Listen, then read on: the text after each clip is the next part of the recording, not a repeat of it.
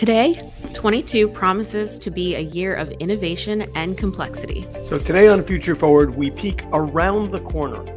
Crypto, blockchain, NFTs, the metaverse, and more, how the decentralized world is arriving. And social media, news, misinformation, and truth. What's in store?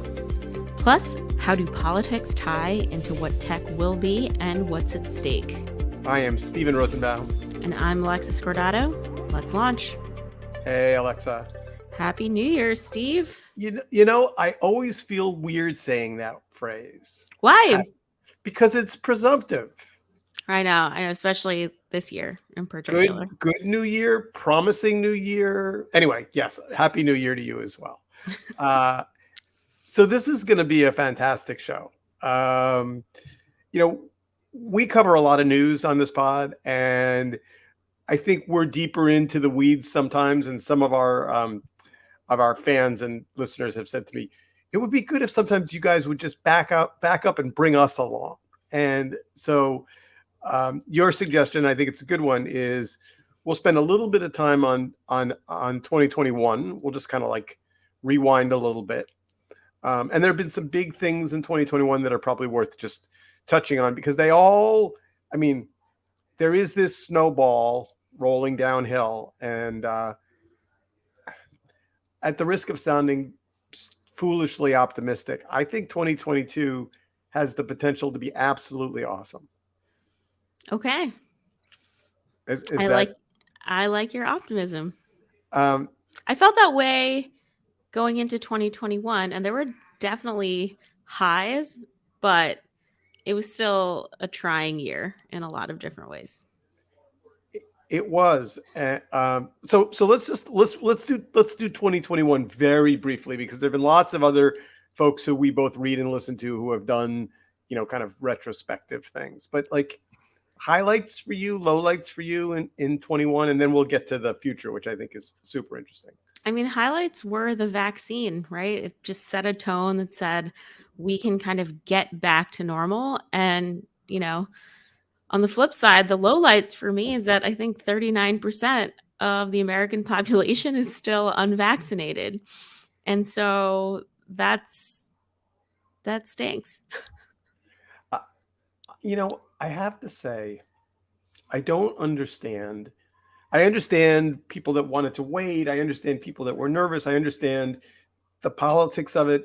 But it seems like you just want to shake people and say, hey, listen, Trump's gotten the vaccine. Trump's gotten a booster. He's your guy. Fine. He's telling you what to do. Like it seems like the politics part of it, like people aren't like, it's like, and I will say, last Thursday, I did spend some time on January 6th, and I made a decision to watch Fox News. Mm-hmm.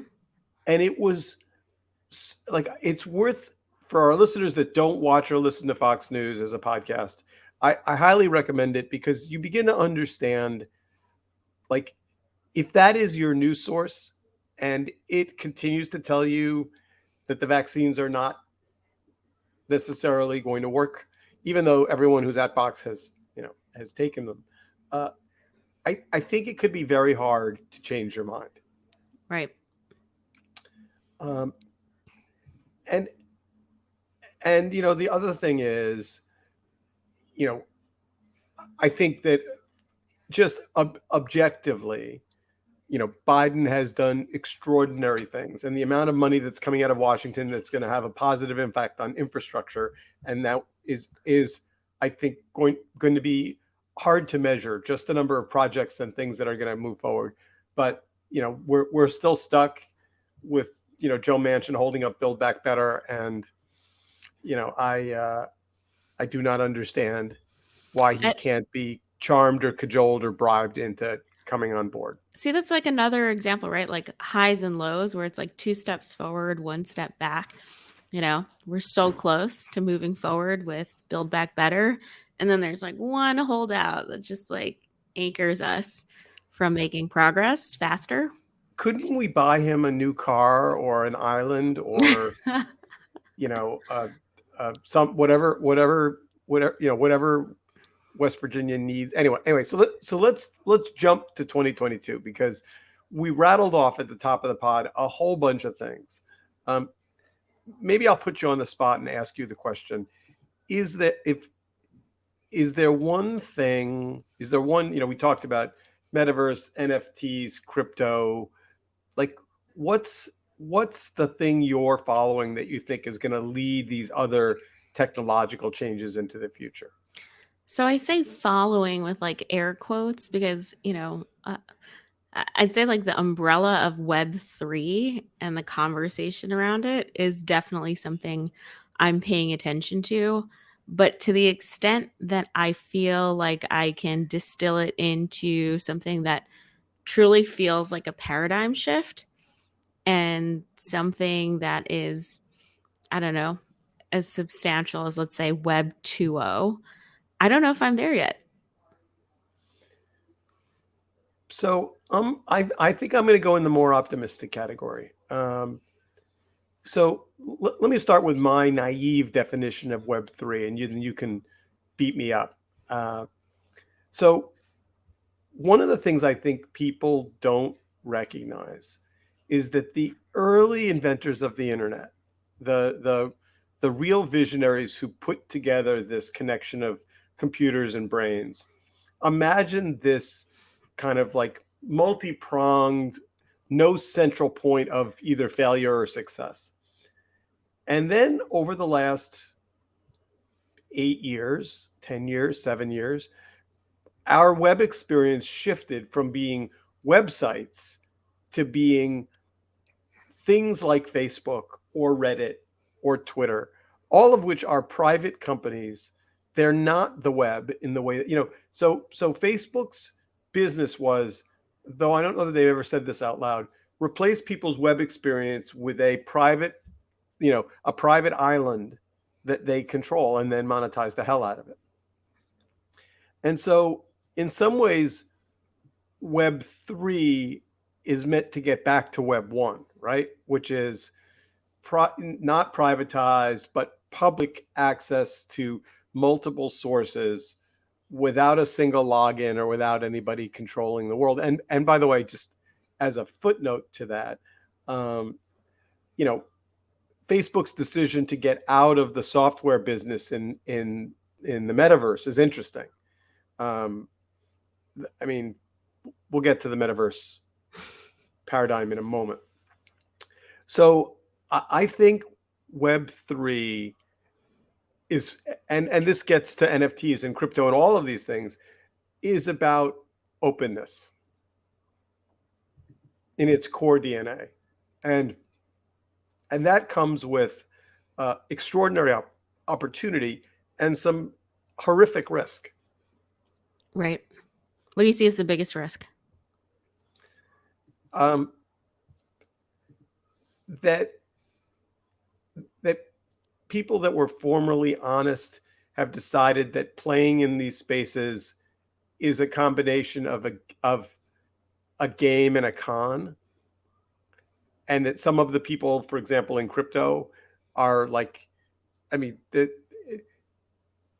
it's hard to find people that are altruistic crypto billionaires. Have you followed the Jack Dorsey, uh, Andreessen Horowitz kerfluffle? No, not a Yeah, surprise. But yeah. what are they kerfuffling about? Jack was he was just like commenting on Web3 and how like VCs are like kind of predatory in the space. This is just like high level paraphrasing, and then he like got blocked by Mark Andreessen, and it was just pretty funny. So I met Mark Andreessen once when he was 12 years old. Not quite 12 years old, but when he was working in flip-flops at University of Champaign-Urbana. I have no, it's me being disingenuous to say I thought he seemed like a nice kid at the time. But I read the other day there's this most expensive house in LA that just went on the market for $500 million or some crazy amount of money. And they were talking about all of the big real estate transactions of the last year, the biggest ones of in history, and Andreessen was like number 3 of Hmm. not real estate like a ranch, real estate like a house, Right. um, which made me a little sad. Like, I mean, I guess, and anyway, but my point about the risk of openness, I'll just give you an example. And I was thinking, I was dying to tell you this. So uh, I'm officially in the NFT space. Wow, Steve. I bought 4 What? and I minted 3. Holy cow. Okay, we have a lot to catch up on. And Also, now is a and really it good was time to hard, buy by the way. Ethereum, by the way. 30 What? Ethereum in like the last month is like down 30%. So anyone who wants to get in now, you can do it at a discount. Uh, I will tell you that the interesting thing for our listeners who are not yet geeked out on NFTs is A, it's complicated. B, for a picture and words guy, it has more math than I was expecting. Um, and it seems like everything you touch takes a commission, a fee. Yes. Um, has anyone bought gas yet? I had to buy gas. I buy gas Gas, all the which time. is a toll. It's very strange. Not gas for your car. Yeah. Gas for your NFT. Yeah. So, you know, I think that I guess what I'm saying, just to put a button on it, is the openness of this next chapter will let in a lot of bad players who kind of think it's a joke. And like, it, if I want to make an NFT of, of this little dog, which is actually probably not a bad idea. If I want to make an NFT of my little dog and that becomes $1 billion NFT because I promote the hell out of it and people buy it and trade it, then, shame on them if they want to pay me $1 billion for my little dog NFT. Yeah. So can we can you simplify, I guess, some of the language or vocabulary? Like, help me connect the dots between NFTs and, say, the metaverse. Like, what if, like, is NFTing the physical world around us, objects like your dog, ultimately building the metaverse? All right. So here's what I understand. And by the way, listeners, feel free to jump in here and tell us we're wrong, because this is new stuff.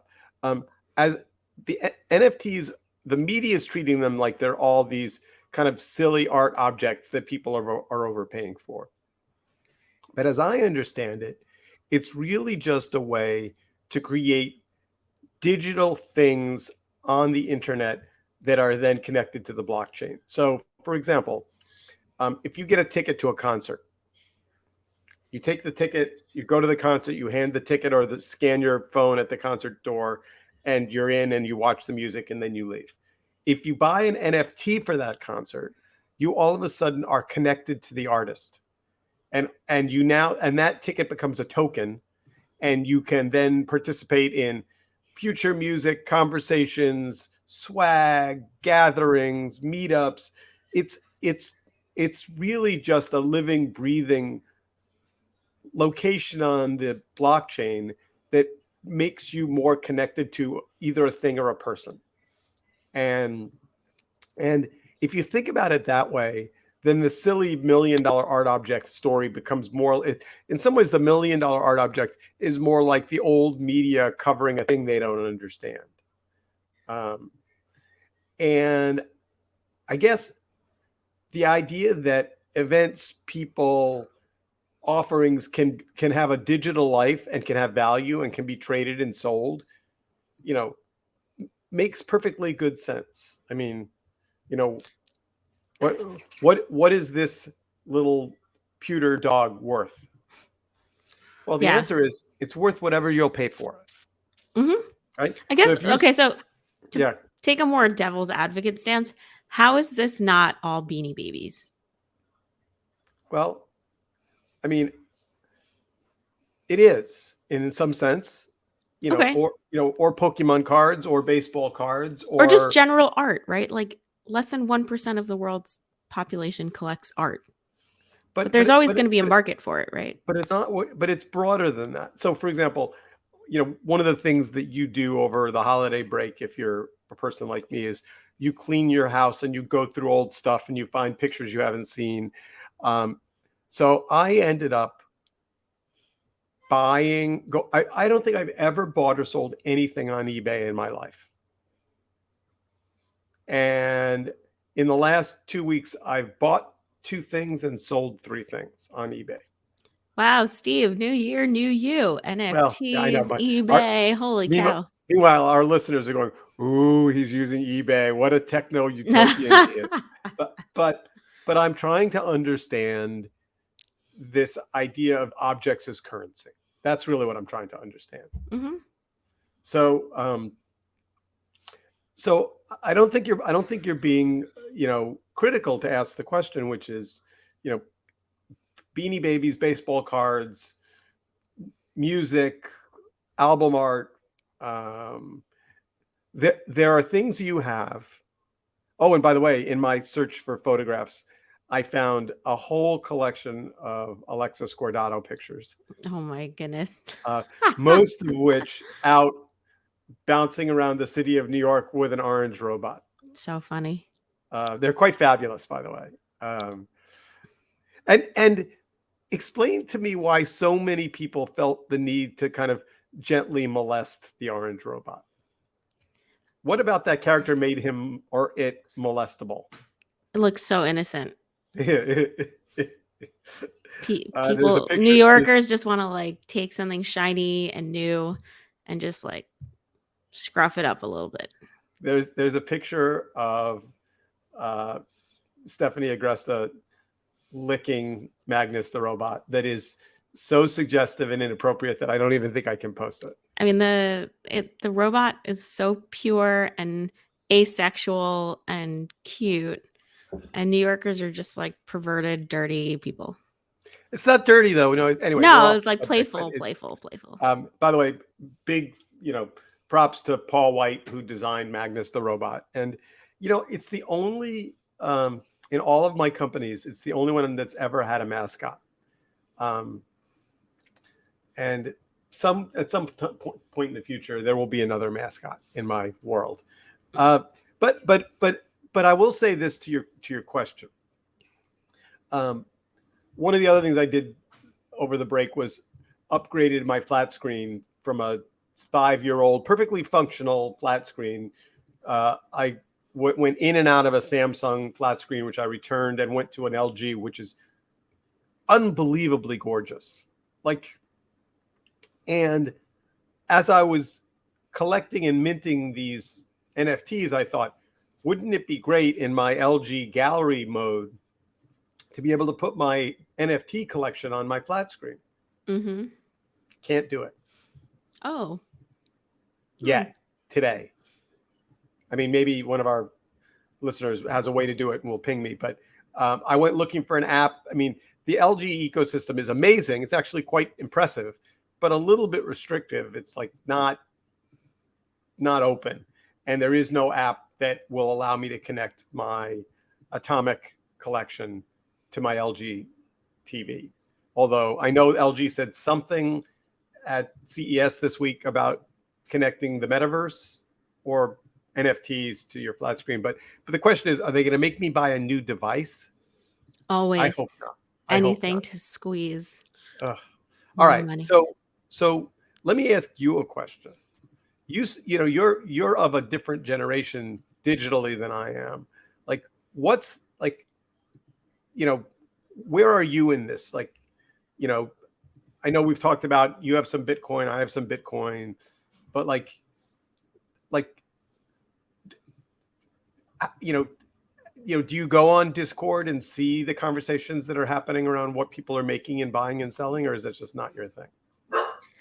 I mean, fair, like just at the periphery, like very lightweight. I mean, I have Bitcoin, Ethereum, some altcoins like Solana, but No yeah, no Dogecoin. no Dogecoin, no.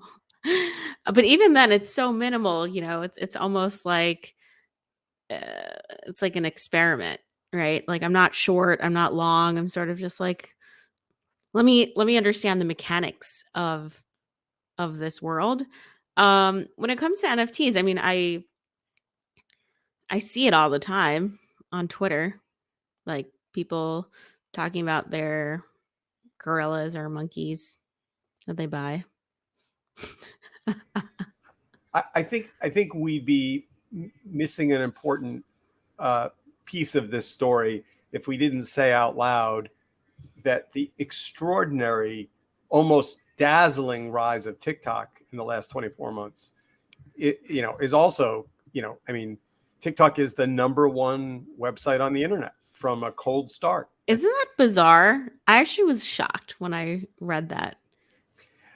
But so shocked but not shocked. I guess cuz everyone talks about how like TikTok is going to be like the next say Facebook or social network, but um they don't necessarily compare say TikTok with Google from a discovery standpoint. And so that stat of TikTok sort of surpassing Google as the number one visited website in the world, yeah, it was pretty big. um, I'm not surprised by it, and I'll tell you why. I think that if you look at the internet historically, it changes in stair steps, right? So if you compare Instagram to TikTok, um, you know, Instagram seems like it's trying to catch up, and TikTok just feels like it's an open world where people are. I mean, don't get me wrong. The interesting thing about TikTok for me is there are people on TikTok using it as a place for self expression and sharing, Hmm. and then there are people on TikTok that are absolutely focused on building scalable, massive, big followings and leadership and revenue. And it's just, I mean, it's almost like, hobbyists versus professionals.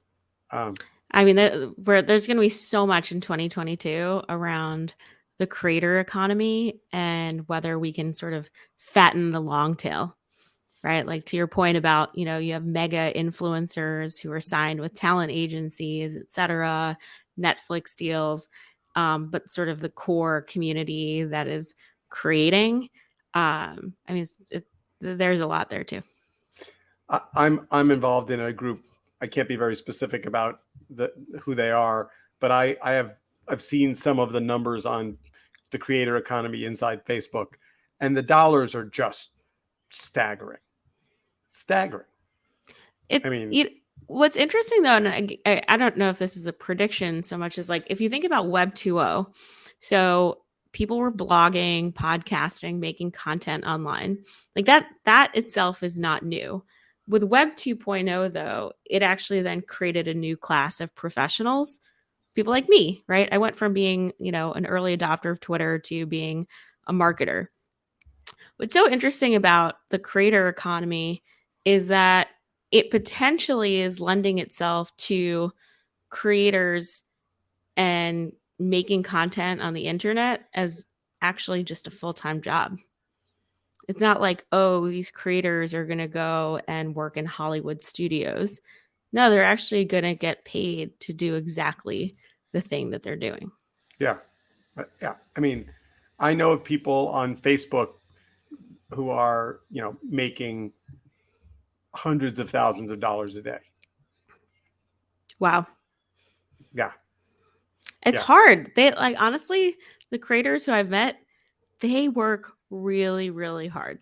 Really, really, really hard. They're art directors, copywriters, producers, editors, everything. They're like full stack creatives.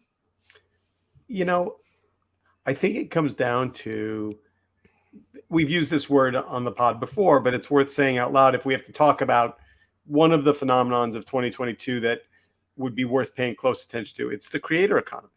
Hmm. And I mean, just by way of example, you know, here's a company that some people have heard of, OpenSea, um, Mhm.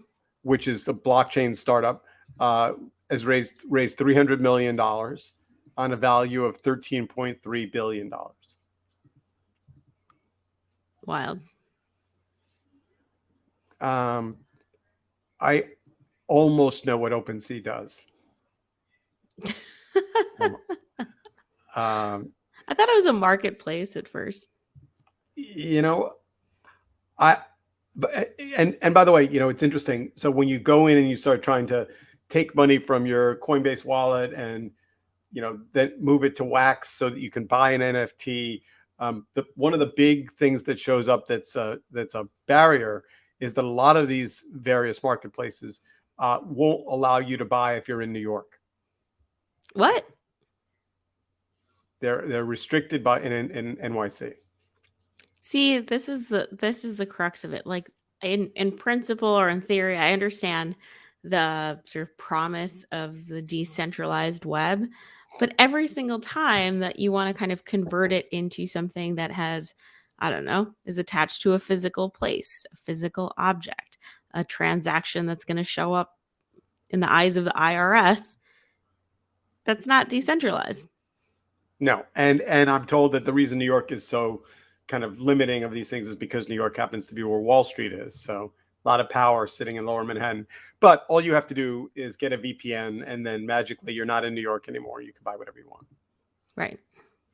So the battle that's shaping up, and metaverse we should get to before we run out of time, because the metaverse, and damn Facebook for stealing that word, for branding it. I mean, to your point, all of these things are connected, right? I mean, the metaverse is the visual implementation of a virtual world that you can participate in. And I made a decision as one of my New Year's resolutions that I am going to be much more active in in virtual worlds this year, Okay. because I want to understand it. I don't want to be going, oh, the kids are in virtual worlds. I do That's think, never been how you roll, Steve. That's no, never. no, but you have to be careful, because there comes a moment where you say, oh, the music those kids listen to doesn't work for me, and it's like, no, I got to listen to new music. I do think Apple will come out with glasses this year, and I think that will be incredibly powerful. I have a blog post coming out tomorrow about Apple's kind of hypocrisy around uh, being both a drug dealer and a drug treatment facility. I mean, just because Apple is, what is $3 trillion? It's a $3 trillion company. But let me, before we run out of time, let me ask you the question: like, when you look forward to 2022, which we're now officially in, like, what do you see on the horizon that's exciting? What's the thing that you're like, that's what I'm excited about? So besides the creator economy, I would say actually I think it's some of the stuff that's happening in Washington around just greater oversight from the government around regulating tech and platforms, because I think it's going to catalyze a broader discussion amongst users around privacy, safety, and just what good digital citizenship looks like. So did you see the story that the Times had last Sunday about Brandon Silverman, uh, who left Facebook? He sold Facebook. His company CrowdTangle was there for 4 years. Uh, uh, Left in September and is now working directly with Congress to help them write laws that will create more transparency around Facebook, Twitter, Reddit, all of them. He's a friend of mine. I've known him a long time. I think what he's doing is amazing and brilliant. Mhm. Uh, I did not see that. I really went dark over the holidays. I was, like, burnt out from contact tracing and trying to get COVID tests. But, No, I mean that's the stuff that is exciting to me, which is that our legislators are not equipped on their own, I think, to solve these problems. They need to partner with technologists, and more importantly, consumers, users need to be better educated around the technology they're using and how it impacts them, in the way that you have nutrition labels on food, in the way that you have, you know, restaurants with ratings that say that the kitchen has met health codes. We sort of need that same level of oversight, I think, when it comes to our tech. Well, I think that's a really good place to wrap this fabulous podcast up. Here's to an exciting and complicated and amazing 2022. And we will be covering all of these things. So, not And necessarily a happy new year, but a no, no, no, complicated no, no. 2022. I'm prepared to say Happy New Year as long as it's said with ellipses Okay. or a Okay. question. Happy New, like, or maybe more like we're leaning into Happy New Year as opposed to, I don't know. How do you do that? Anyway, we are out of time. See you next week. Bye, everybody. Bye.